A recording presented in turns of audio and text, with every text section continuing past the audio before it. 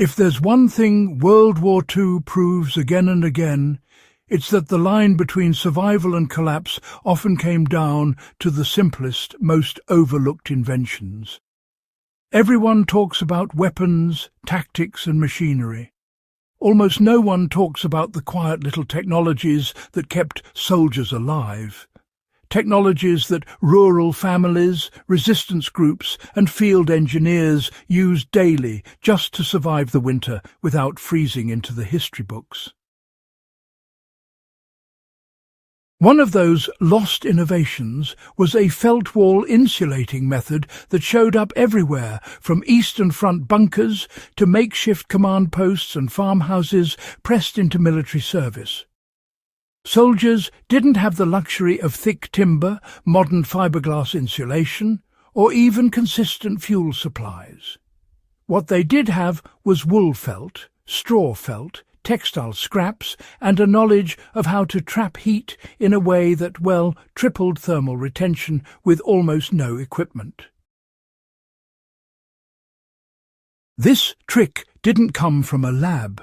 It came from necessity, cold air blowing straight through plank walls, and soldiers who just refused to freeze.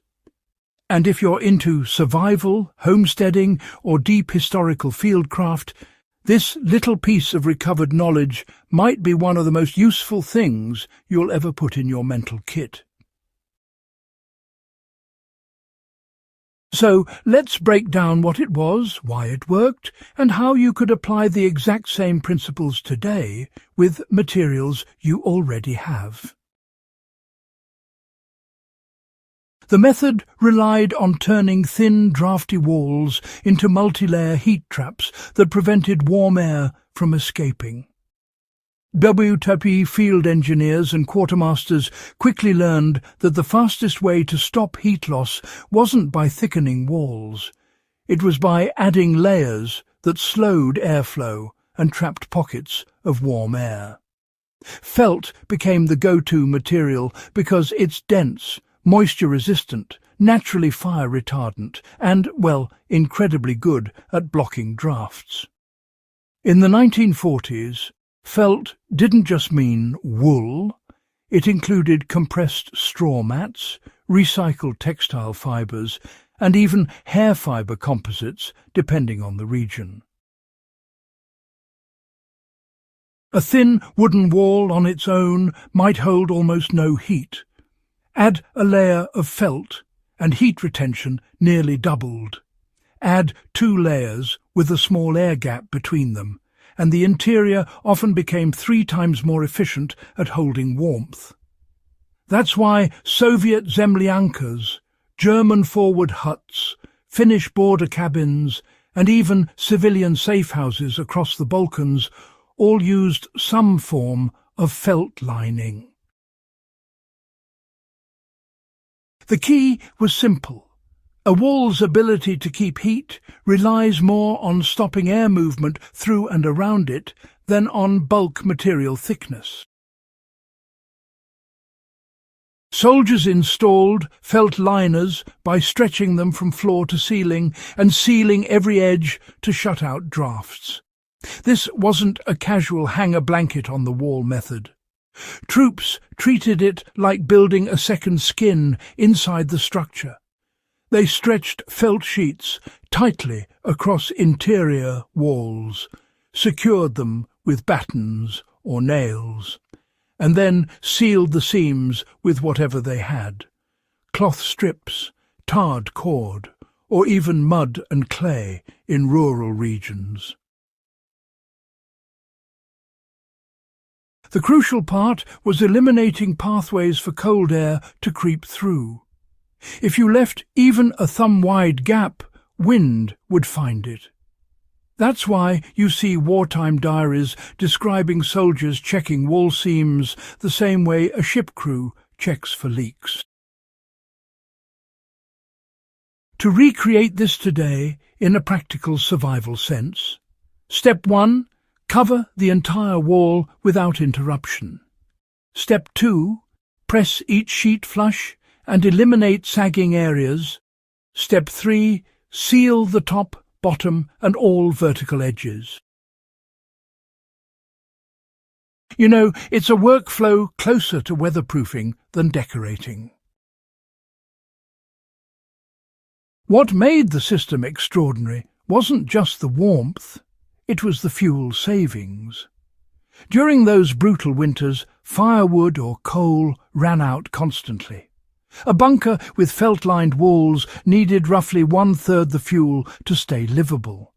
That meant soldiers could survive longer, families could stretch supplies, and resistance fighters could operate from remote hideouts without revealing their location through excessive smoke.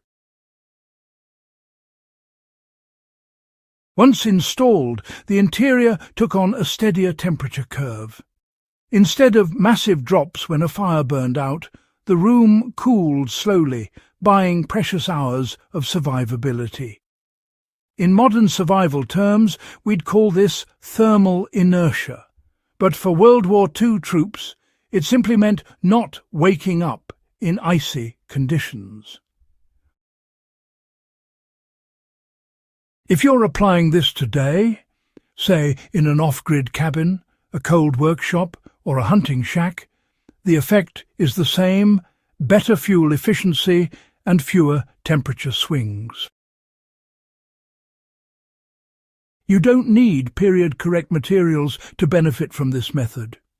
Wool remains one of the best insulators on Earth, and the physics haven't changed in 80 years. If you own thick wool blankets, old moving pads, carpet underlayment felt, or high-density textile remnants, you already have the modern equivalent. A practical modern application looks like this. Line one section of a coal shed or off-grid shelter with a full wall of compressed wool or felt. Seal the edges with tape, batten strips, or even staple canvas.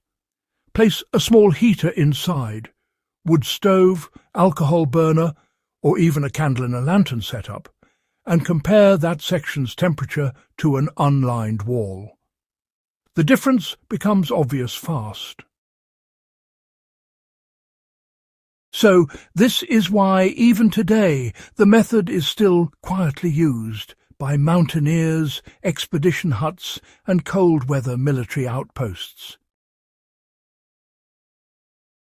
When we talk about the innovation of the Second World War, it's easy, really, to get pulled into stories of machines and battles.